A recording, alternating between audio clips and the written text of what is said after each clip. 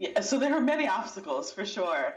And it's unfortunate because a lot of those obstacles still exist for the students that we serve, as well as the startup founders that we serve. So the work that we do, and we're based in Miami and we do work nationwide, is around ridding our communities of innovation deserts by training our young people with the skills that they need, but then also equipping our startup founders with all the resources that they need. So one, they can add value to the innovation economy, but then also make sure that they are valued in the innovation economy, because I think that part isn't talked about enough. You dropped And the narrative innovation desert on us. You can't just drop a term like that and keep it moving. Unpack that, innovation desert. Yeah, so we know what a food desert is, right? And we know that there are communities all across the United States that people have to get on buses or travel miles in order to get fresh food. Well, the exact same thing happens from an innovation standpoint, right? So we have communities, especially here in South Florida, and that's a story all over the United States where innovation doesn't happen. Creativity is not a conversation that's talked about.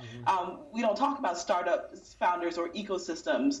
And so we have startup ecosystems that are spurring up all over as cities are trying to duplicate the magic of Silicon Valley, where diverse groups are still being left out of the conversation and the activity. And it's not for a lack of ideas, but it's for a lack of deal flow and a lack of the resource magnetism in those communities. So what happens when we change that paradigm? What happens when we start saying, hey, there are a lot of things that these communities can import and have value in those in the innovation economy, and either these companies kind of listen to that and acknowledge that and start including that group, or you're going to start seeing that being left out and these communities start building their own because they have a lot of things that they can export that adds value into this conversation. Gotcha. Yeah, so one of the biggest barriers is there's a pipeline problem on both sides. And not to dwell so much on the problem because we know what the problems are, but like, what are the solutions to that? So on one area, you look at programming that takes place in local cities, where sports programs take place at least 4 to 5 days a week. And very far and in between do you find a program that's around computer programming, digital literacy, even like drone racing and robotics at the end of the day. So one is increasing the frequency in which these programs take place.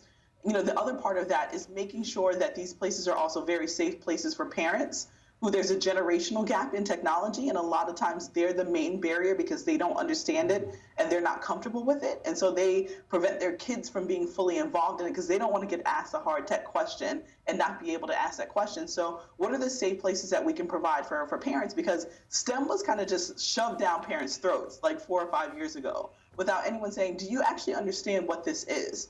Do you actually understand the trajectory for your child if they go down this level? Because parents know what a doctor and a teacher makes and a sports player makes. But ask any parent, like, what does a computer programmer make? What does an app developer make? What does someone working in machine learning make? And they kind of gloss over, right? Yeah. And if they don't understand that because they want to make sure that their children have very successful lives and stability and insurance and all that good stuff, then they are going to push them in a direction that they understand and they feel comfortable. So it's one, the frequency of these programs taking place, the funding of these programs taking place, because a lot of these programs are underfunded and they're hoping and wishing. And then the other part is making sure that these programs move from the train and pray model, right? So we're training and we're praying that there's a job on the end of that. So how can we connect those two? Yeah. And so the other end of that pipeline is twofold. It's one, making sure that these companies that have the positions are working with the organizations and saying, this is the quality of person that we're looking for, right, so that you're not creating a program and hoping that it fits. And then they get on the other end, it's just like, I still can't get a job. Like, what did I do wrong? I thought I did everything right.